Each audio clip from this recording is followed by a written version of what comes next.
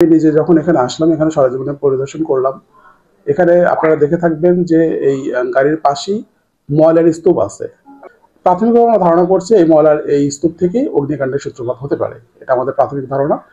আসলে বর্তমান প্রেক্ষাপটে আপনারা জেনে থাকবেন যে আগামী 17 নভেম্বর সাবেক ফ্যাসিস্ট সরকারের রায় ঘোষণা করাকে কেন্দ্র করে যারা হচ্ছে গিয়ে সরকার নিষিদ্ধ যে দলগুলো যারা আছে, এই দলগুলোর নেতা কর্মীরা যারা আছে, তারা এখন গুপ্ত হামলা বা গুপ্ত আঘাতের মাধ্যমে সারা বাংলাদেশের স্থিতিশীল পরিবেশকে অস্থিতিশীল করার জন্য তারা পরিকল্পনা করেছে।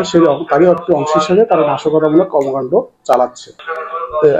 এখন বর্তমান প্রেক্ষাপটে সেই প্রেক্ষাপটে বিভিন্ন জায়গায় অগ্নিসংযোগের ঘটনা ঘটার কারণে অনেক সময় প্রাকৃতিক উপায়ে অগ্নিকাণ্ডের সূত্রপাত ঘটলেও আমরা এটা ধারণা করি যে এটা হয়তো নাশকতার একটি অংশ। বাট এখানে আমি নিজে যখন এখানে আসলাম, এখানে সরেজমিনে পরিদর্শন করলাম। এখানে আপনারা দেখে থাকবেন যে এই গাড়ির পাশেই ময়লার স্তূপ আছে। আর শীতের সময়ে আবহাওয়াটা শুষ্ক থাকে। এই শুষ্ক থাকার কারণেও অনেক সময় অগ্নিকাণ্ডের ঘটনাটা স্বভাবতই শীতের সময় একটু বেশি দেখা যায়। প্রাথমিকভাবে আমরা ধারণা করছি এই ময়লার এই স্তূপ থেকেই অগ্নিকাণ্ডের সূত্রপাত হতে পারে। এটা আমাদের প্রাথমিক ধারণা। তদন্ত করলে আমরা আরো ভালো জানতে পারবো।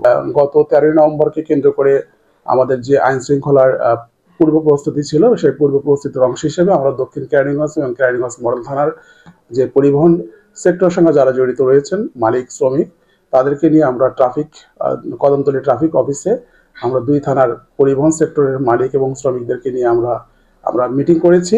সেই মিটিংয়ে আমরা স্পষ্টভাবে আমাদের আইন শৃঙ্খলা বাহিনীর পক্ষ থেকে তাদেরকে নির্দেশনা দিয়েছি যে অবৈধ কোনো পার্কিংয়ে কোনো গাড়ি রাখা যাবে না, আনঅ্যাটেন্ডেন্ট অবস্থায় কোনো গাড়ি রাখা যাবে না, এবং নিজস্ব যে পার্কিং ব্যবস্থাপনা রয়েছে, টার্মিনাল রয়েছে, সেই টার্মিনালগুলোতে তাদের গাড়িগুলো তাদের নিরাপত্তা ব্যবস্থা জোরদার করতে হবে। পাশাপাশি আমাদের পুলিশি ব্যবস্থা তো থাকবেই। এরপরেও তারা সবাই আইনের প্রতি শ্রদ্ধাশীল থাকে না। তারা হচ্ছে গিয়ে আমাদের এরকম একটি গাড়ি ছিল, সেই গাড়িতে কে বা কারা এই দুর্বৃত্তায়নটা করে। বাট আমরা ওই ঘটনাকে কেন্দ্র করে আমরা মামলা নিচ্ছি। ভবিষ্যতে তদন্তের মাধ্যমে আমরা ওই চক্রটাকে আমরা বের করতে পারবো ইনশাল্লাহ।